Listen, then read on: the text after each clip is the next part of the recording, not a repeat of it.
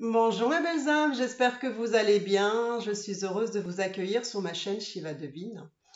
Nous allons parler aujourd'hui d'un sujet qui va être vraiment très intéressant, j'espère pour vous. Nous allons parler de différents types d'attachements.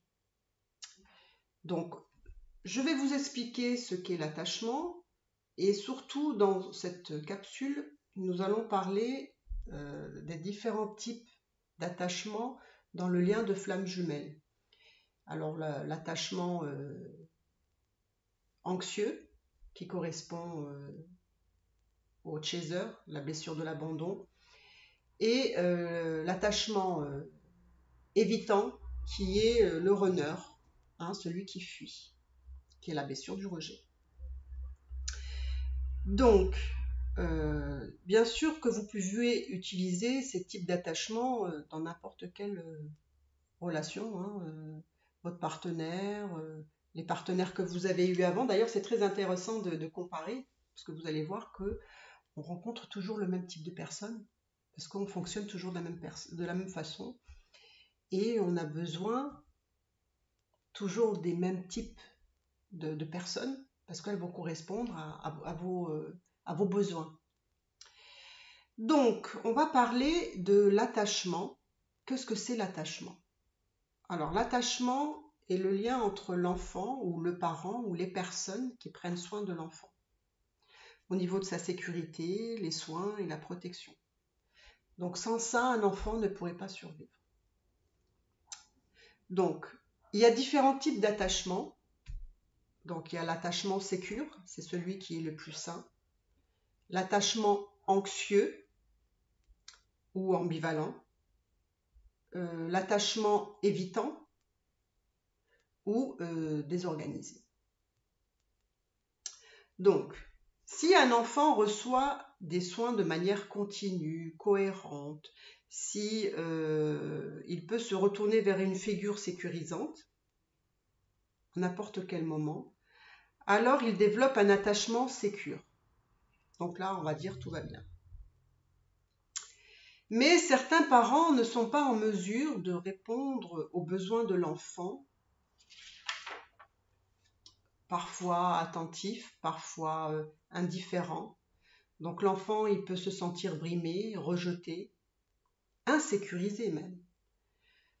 Donc il va basculer entre sécurité, insécurité, sécurité, insécurité, donc c'est un petit peu instable. Donc il va développer un type d'attachement. Donc nous, on va parler du type d'attachement. Alors je vais commencer par, si vous voulez bien, par le type d'attachement évitant. Alors, qu'est-ce que c'est un attachement évitant?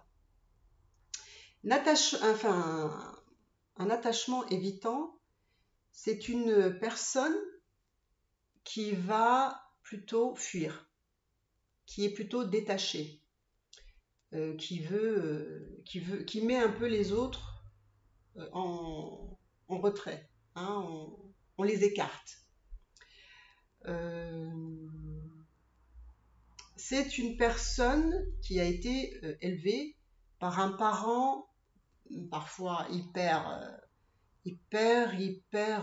protecteur. Parfois même, ce sont des parents qui anticipent les besoins des enfants. C'est un parent très exclusif, qui est super protecteur, donc qui étouffe un petit peu l'enfant, qui répond à ses besoins, même ceux qu'il n'a pas demandé. Puis parfois absent. Alors ça peut être aussi des parents qui peuvent être dépressifs, par exemple. Voilà, des parents un peu instables dans leur comportement. Donc, en général, c'est un enfant qui peut ne pas avoir été désiré. Donc, va se poser la question, où est ma place? Donc, il va s'incarner avec le message « Je n'ai pas le droit de vivre, de vivre. Donc, il va développer le masque du perfectionniste. D'accord? Donc, il va essayer tout le temps d'en faire trop, quoi, en fait. Hein, il va avoir le besoin de prouver constamment qu'en fait, il a droit à sa place, qu'il a droit d'exister. Et pour ça, en fait, il va être dans le faire. Hein. Je fais ci, par exemple. C'est quelqu'un qui peut avoir le masque de la réussite sociale. Ça peut être quelqu'un qui va venir en aide de façon excessive aux autres. Hein. Il aura ce besoin d'aider les autres.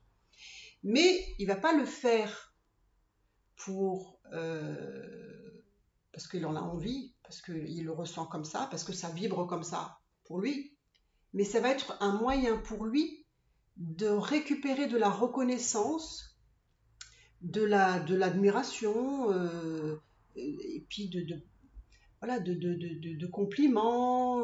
Voilà, il va se sentir valorisé. Et ça va lui donner l'idée que finalement, il a droit d'exister. Hein, il essaye de trouver sa place. Mais en fait, il va... Alors, il y en a beaucoup qui vont utiliser différents masques. Hein. Il y en a qui vont aider les autres. Il y en a qui vont réussir dans leur vie, qui ont besoin d'avoir une place voilà, de richesse, hein, de réussite sociale, de succès. Enfin, ils vont adopter comme ça des masques. Alors, ce qui peut être un peu problématique pour eux, c'est que du coup, cette blessure, enfin la blessure du rejet qui correspond au runner, donc celui qui fuit, va se placer sur le centre sexuel. Donc ça veut dire que c'est des personnes qui vont avoir du mal à créer, à s'engager, donc à vouloir des enfants. Pour la mère, ça va être des problèmes de maternité. Ils vont avoir beaucoup de difficultés avec le mariage.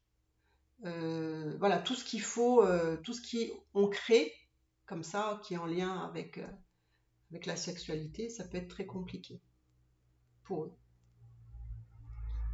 Donc, parce que forcément, comme ils n'ont pas été désirés, faire des enfants, c'est compliqué pour eux, quoi. Parce que souvent, ils ne veulent pas reproduire leur schéma à eux. Et en plus de ça, ils se disent, tout ce que je crée n'a pas de valeur. Voyez-vous? Donc, il y a cette... Donc, en fait, c'est l'enfant qui veut être parfait. Hein, c'est celui qui va, voilà, je vous dis, en faire trop, qui va être, voilà, qui va être parfait pour que justement il puisse recevoir l'amour qu'il a besoin. Et c'est comme ça, en fait, qu'il a construit. Parce qu'il faut savoir que quand on a un attachement évitant, c'est parce que dans l'enfance, on a compris que si on était nous-mêmes, que si on était dans son authenticité, dans sa sincérité, qu'on montrait de l'amour, qu'on osait se montrer tel qu'on est, alors là, ça a été mal reçu. Et donc, celui qui a la blessure l'évitant va trouver un autre moyen de montrer. Il va être dans le masque, donc il va être dans un personnage, donc il va se créer, voilà, il va se créer un espèce de personnage, quelqu'un qui n'est pas, et il va créer ce personnage pour avoir un moyen détourné, comme je vous ai dit tout à l'heure, de recevoir de l'admiration, de l'attention, etc. Donc en fait, c'est quelqu'un qui constamment en fait n'est pas lui-même. Parce que quand il a voulu être comme ça, quand il a voulu faire, enfin plutôt être qui il était, ça a démontré que c'était pas à la hauteur. Donc, ben, il a trouvé ce biais-là pour, pour faire des choses, pour démontrer à l'extérieur qu'il avait sa place. Et puis que, voilà, il pouvait être aimé aussi. C'est comme ça qu'il a compris les choses. Donc, c'est une personne qui peut être aussi dans la colère. Alors, parfois, il peut ne pas savoir pourquoi il a de cette colère, mais cette colère, elle est en lui ou en elle. Donc, c'est des personnes qui peuvent être perçues froids, rigides, distants, hein, parce que comme il a eu un problème justement dans son incarnation, voilà, ça, il voulait bien s'incarner si le parent pouvait lui donner de l'amour, répondre à ses besoins, etc. Puis finalement, dans son incarnation, il y a une espèce de rigidité. Parce que finalement, je ne veux pas être là si je n'ai pas ce dont j'ai besoin. Alors, ce qu'il faut savoir, c'est que la blessure du rejet est en lien avec le parent du même sexe. D'accord? Parce que ça va vous donner une idée. Alors,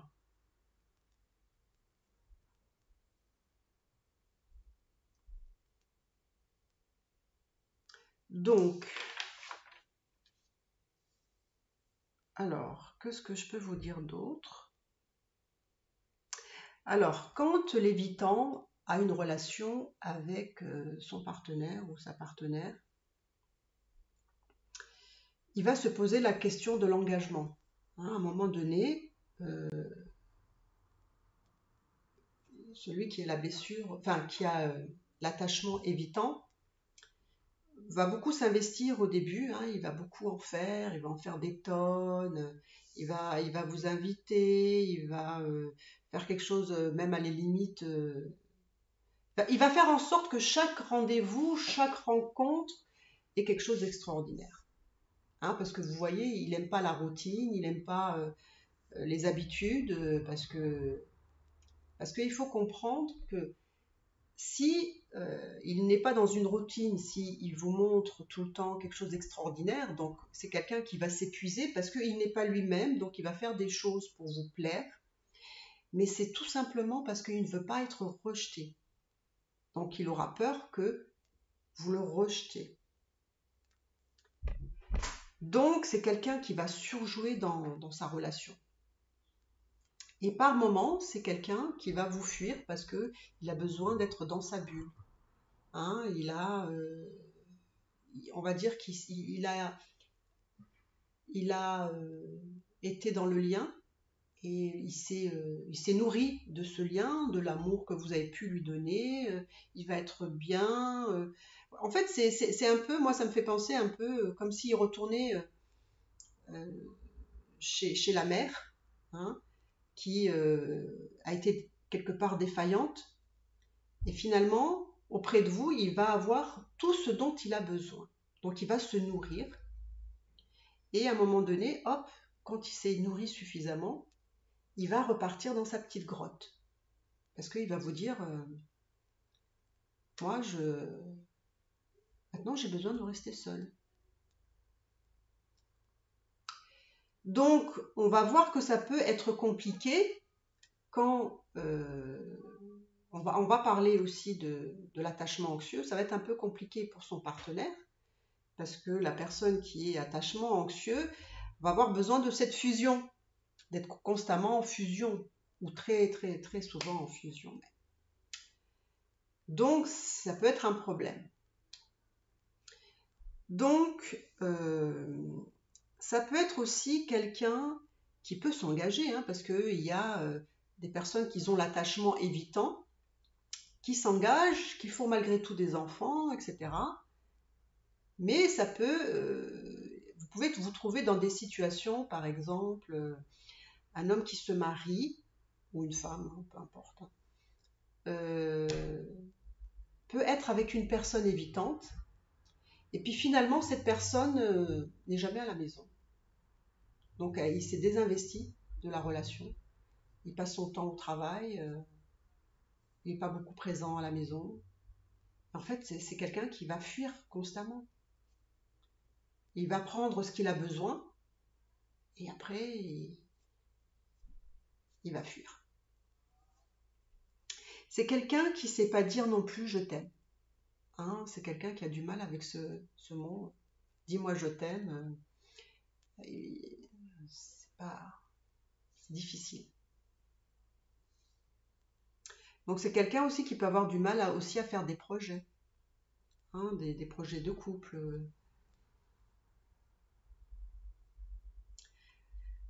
Parce que, si vous voulez, si vous êtes trop proche de lui, si vous voulez être dans la fusion avec cette personne-là, en fait, il va se sentir étouffé comme il a pu l'être dans son histoire quand il était enfant. Il s'est senti étouffé par une mère hyper protectrice. Donc en fait, il a peur parce qu'il se dit on va m'enlever ma liberté, on va me prendre ma liberté. Et c'est quelqu'un qui a besoin d'une grande liberté. Hein, c'est pas quelqu'un qu'on peut étouffer comme ça, s'accaparer. C'est quelqu'un qu'il faut vraiment apprivoiser. C'est pas quelqu'un qu'il faut se jeter dessus et dire oh là là tu m'as manqué, nanana. Non. On se pose, on se parle et puis après on se fera des câlins, par exemple. Donc c'est quelqu'un aussi qui a un manque d'estime de soi. Énorme. Énorme, énorme. C'est quelqu'un qui ne sait pas non plus être dans l'être. Hein, je fais, je sais comment faire, puisqu'il est tout le temps dans le faire, hein, je fais, et puis qui s'épuise, qui se fatigue à faire, hein, voilà. Mais par contre, l'être, c'est inexistant. Inexistant. Donc, qu'est-ce que je peux vous dire de plus? Alors, je vais peut-être parler de l'attachement anxieux, et après on va faire des parallélismes, hein, pour que vous compreniez comment fonctionne le runner, donc dans le parcours de flamme jumelle, et comment le runner peut comprendre le chaser, hein, qui est l'attachement anxieux. Donc, alors je vais parler de l'attachement anxieux. Alors, les personnes qui se trouvent dans l'attachement anxieux, c'est des personnes qui sont très jalouses ou très jaloux, très possessifs envers les personnes qui sont importantes à leurs yeux. Elles recherchent de façon constante la proximité, d'accord? Donc c'est la fusion, hein. Elles sont très demandeuses en amour et besoin d'affection, parce qu'elles ont toujours peur d'être abandonnées. Hein. Elles ont peur de l'abandon, donc il faut les rassurer dans l'amour, dans les gestes d'affection. C'est très important pour eux. Elles ont une vision négative d'elles-mêmes, besoin bien sûr d'attention, d'approbation. Elles se mettent en colère si elles ne reçoivent pas des autres ce qu'elles attendent. Elles doutent de la pérennité, de la stabilité de l'amour, car elles pensent ne pas être capables de maintenir l'intérêt amoureux dans le temps et vivent en constante alerte par peur d'être abandonnées.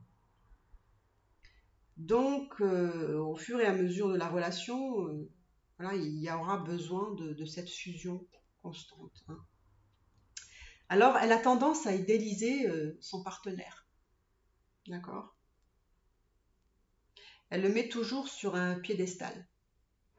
Elle pense toujours que peut-être elle n'est pas à l'auteur de son partenaire, qui en général, dans le lien de flamme jumelle, il est évitant.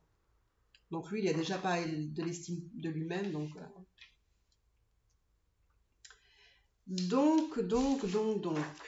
Alors, ce que je peux vous dire aussi, c'est que donc l'attachement anxieux a la blessure de l'abandon. Et donc la blessure de l'abandon est en lien avec le parent opposé. Donc si vous êtes une femme, c'est votre père. Si vous êtes un homme, c'est votre mère. D'accord?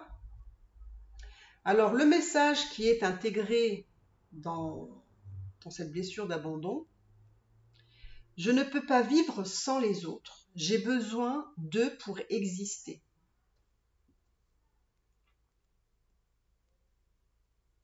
Alors, en général, ce sont des personnes qui n'ont pas reçu l'amour nécessaire pour être rassurées sur leur image d'eux-mêmes. Donc c'est pour ça qu'il y a vraiment un manque de confiance en soi ici.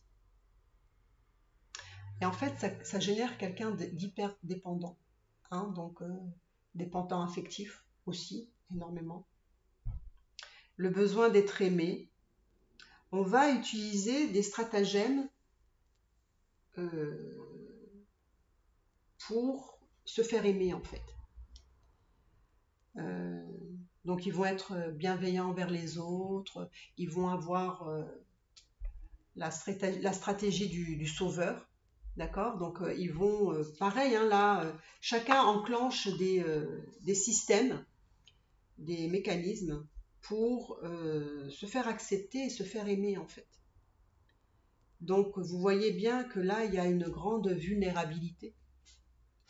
C'est que aussi bien le runner que le chaser mettent en place des mécanismes pour avoir en retour finalement de l'amour.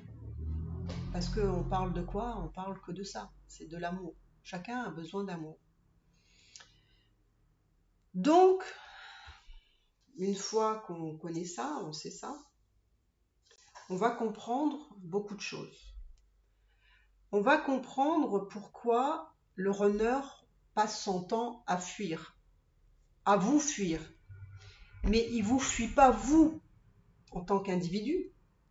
C'est qu'il se fuit lui-même par rapport à ses émotions qu'il ressent quand il est avec vous.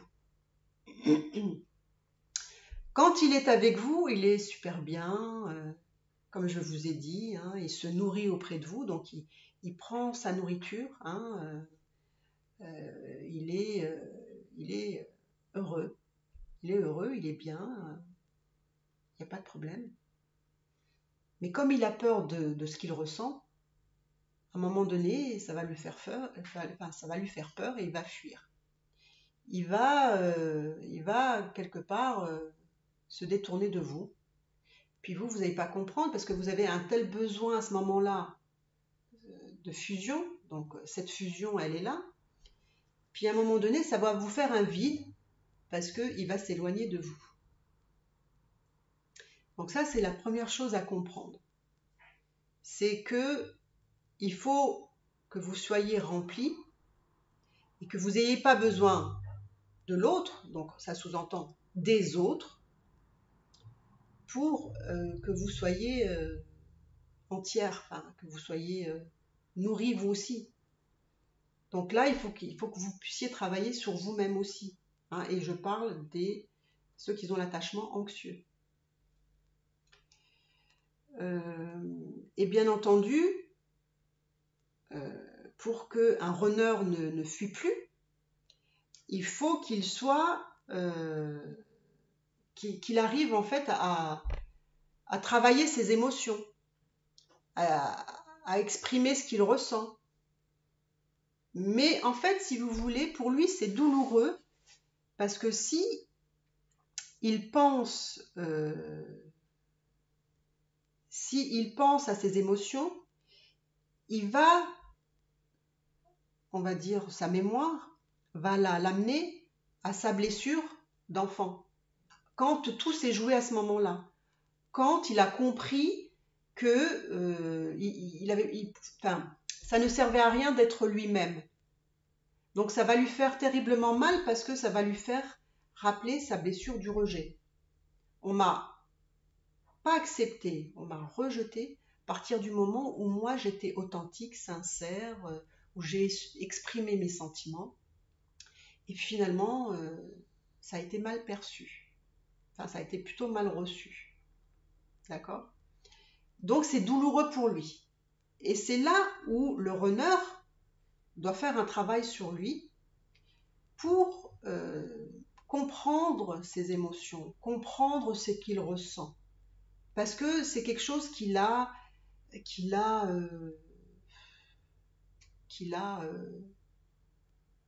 ignoré. Pour lui, c'est quelque chose il n'est pas en connexion avec lui-même. Parce qu'il a du mal à s'incarner. Lui, il va être connecté avec au-dessus, quoi. Hein? Donc, ça fait souvent des personnes un peu perchées, peut-être. Hein, qui est dans la spiritualité, dans le divin, le féminin sacré, enfin bon. Après, ça, c'est... Voilà, je donne pas de jugement, mais c'est pour vous donner une idée. Il n'est pas incarné en lui. Parce qu'il met les personnes...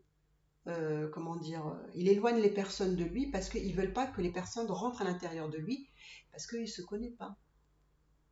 Et ça lui fait terriblement peur. C'est un vide. C'est un vide intérieur qu'il faut qu'il comble pour que le runner rencontre son chaser et vice-versa. Parce que sinon, vous allez parler un langage, vous n'allez pas parler le même langage, vous allez parler chinois. Vous n'allez pas comprendre. Vous n'allez pas vous comprendre, vous n'allez pas être sur la même longueur d'onde. Alors, vous allez être, quand vous êtes en fusion, vous êtes ensemble, ça se passe bien, tout va bien. Hein, lui, il est dans son état, je vais surjouer, je vais trop en faire, mais c'est pas grave, je vais m'épuiser, mais là aussi, c'est pas grave, parce que de toute façon, après, je repars dans ma grotte. Donc, tout va bien. Pour lui, c'est comme ça qu'il fonctionne. Et vous, l'attachement anxieux, vous n'allez pas, le chaser, donc, vous n'allez pas comprendre son manque de fonctionnement, donc vous allez être en manque. Hein, quand il vous donne tout d'un coup, et il va vous reprendre tout d'un coup. Et donc, c'est un problème.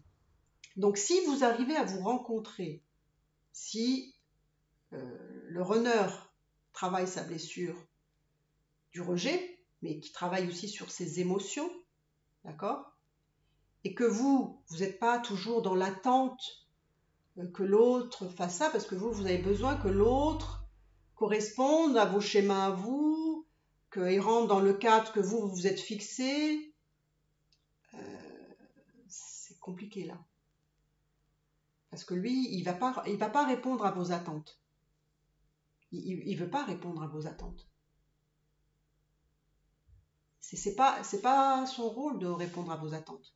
Vos attentes à vous, par rapport à la personne que vous avez en face, il va falloir les redéfinir. Et d'ailleurs, c'est dans le parcours de flamme jumelle, c'est ce que vous allez apprendre, à redéfinir vos attentes, vos schémas à vous. En fait, ces schémas doivent être réorganisés, si on peut dire ça comme ça. Donc, je voulais vous dire aussi, par exemple, souvent quand on envoie des SMS à votre autre, souvent vous n'avez pas de réponse.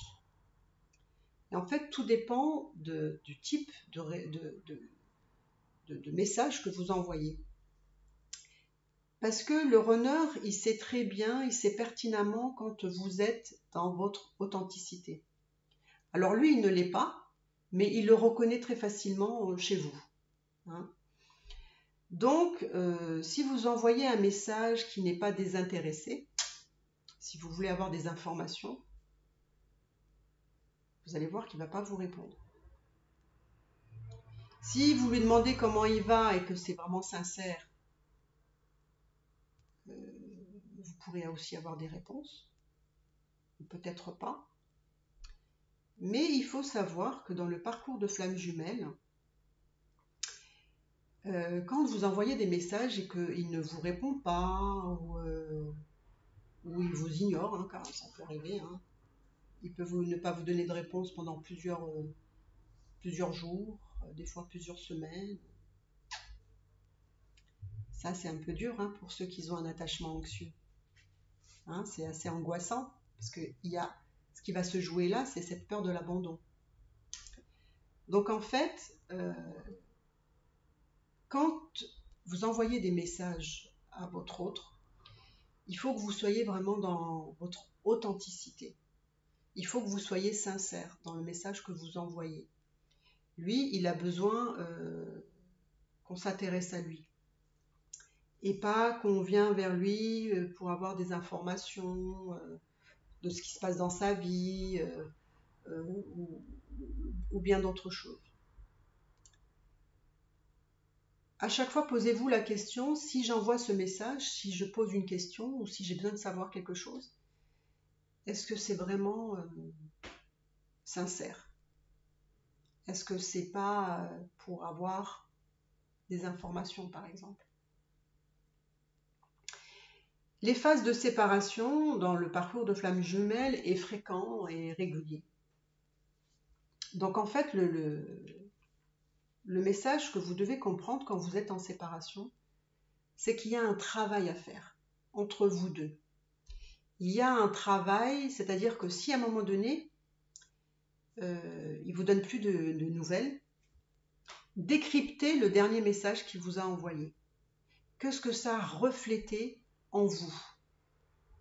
Est-ce qu'il vous a renvoyé une image peut-être que vous n'avez pas confiance en vous, peut-être travailler l'estime de soi, enfin, essayez de comprendre la nature de son dernier message et de le décrypter et de le comprendre vraiment.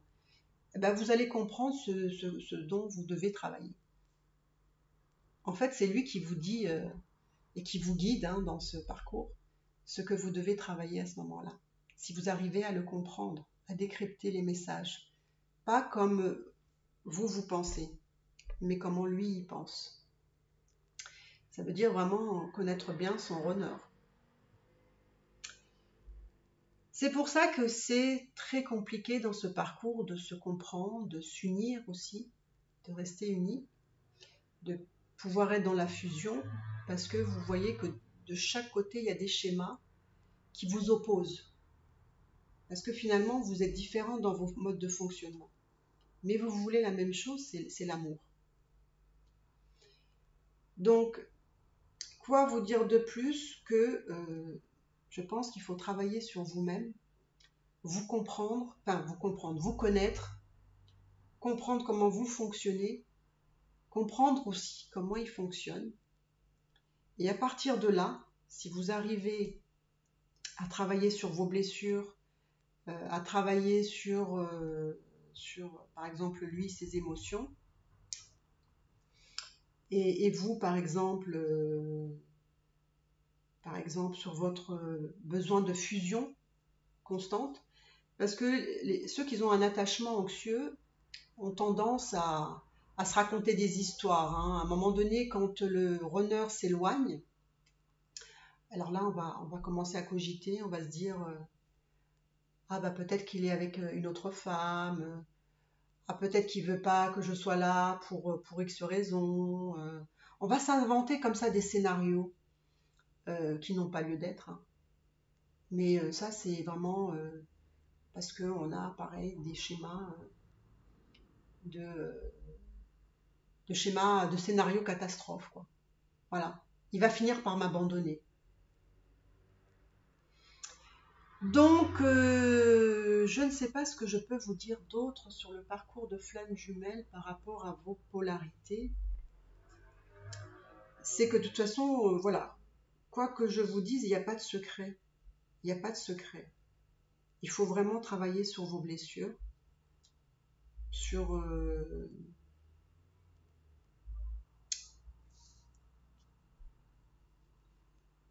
sur vous. Voilà.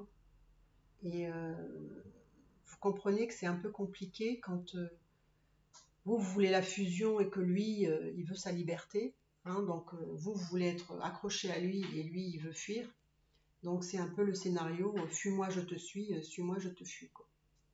C'est un peu ça, quoi. Et en fait, dans la relation de flamme jumelle, c'est ça. C'est que vous allez être en connexion pendant des années. Mais pendant des années, finalement, la connexion continue que vous allez avoir, elle est minime. Par exemple, il y a des personnes qui sont en parcours de flamme jumelle depuis 10 ans, depuis 5 ans, depuis 7 ans. Et ils ont du mal à être en lien. Mais s'ils ont du mal à être en lien, c'est parce que ils ont des comportements, des mécanismes, des modes de fonctionnement qui sont opposés. Donc c'est un peu tout le mal que je vous souhaite, c'est de fusionner, hein, de réussir à fusionner et de vous ajuster. Parce qu'il faut savoir que quand vous avez un attachement anxieux et un attachement évitant, c'est enrichissant parce que vous pouvez évoluer ensemble. Mais si vous avez un runner, par exemple, qui ne se remet pas en question, qui ne cherche pas à comprendre, à apprendre, vous allez dans le mur, hein, vous, ceux qui ont l'attachement anxieux. Ça ne peut pas fonctionner. Ça ne peut pas fonctionner parce que il faut que vous soyez deux, avoir envie de vous unir et de vous réparer quelque part. Si vous comprenez que si l'autre ne le fait pas, il n'y a pas moyen d'évolution. Vous ne pouvez pas évoluer. Donc c'est très très compliqué. Alors, si les deux évoluent et cherchent à se modifier quelque part, aller à la rencontre de l'autre, en faisant des compromis, et ça passe beaucoup par la communication. Par exemple, quand vous, ceux qui ont l'attachement évitant, si vous communiquez à l'autre que vous avez besoin de vous retrouver dans votre bulle, mais que ça n'a rien à voir avec votre partenaire, que c'est un besoin que vous avez, la personne en face de vous peut très bien le comprendre. Ça n'a rien à voir avec toi, mais j'ai besoin de rentrer dans ma bulle. Ou j'ai besoin de rester seule. N'importe qui peut le comprendre, ça. Ne t'inquiète pas, je reviendrai vers toi dès que je me sentirai prêt, par exemple. Vous voyez? Ce qui peut être intéressant, après, voilà, je ne sais pas si dans le long terme ça peut convenir, mais par exemple, pour ceux qui ont l'attachement anxieux et ceux qui ont... Enfin, pour ceux qui ont l'attachement anxieux, ce qui est bien, c'est aussi de le fuir de temps en temps. Hein, de ne pas forcément répondre à ces SMS tout de suite. C'est que quand lui il veut être dans sa bulle, ben vous fuyez. Vous faites plein d'autres choses, vous sortez, etc. Et vous allez voir qu'il va venir. Parce que vous allez le fuir, et lui, il va vous courir après. Bah, c'est sûr que c'est un jeu comme ça qui peut aller loin. Mais si vous voulez rester en connexion, si vous voulez rester avec cette personne, ça peut être une stratégie aussi. Mais bon, je pense que la meilleure stratégie, c'est quand même que chacun travaille sur ses blessures. Je pense. Donc écoutez, je ne vais pas faire une vidéo trop longue. Dites-moi dans les commentaires si ça vous a aidé, si vous avez compris, si cette vidéo est suffisamment claire pour vous. Écoutez, dites-moi si vous avez besoin de d'autres capsules comme ça, d'autres vidéos. Et puis, écoutez, moi je vous embrasse très très fort. Je pense que j'ai fait le tour. Enfin, il y a tellement de choses à dire, mais après ça ferait vraiment des vidéos trop longues. Donc je vous embrasse très très fort. N'hésitez pas à commenter, à liker, à me mettre un petit pouce bleu. Et je vous dis à la prochaine. Bye bye.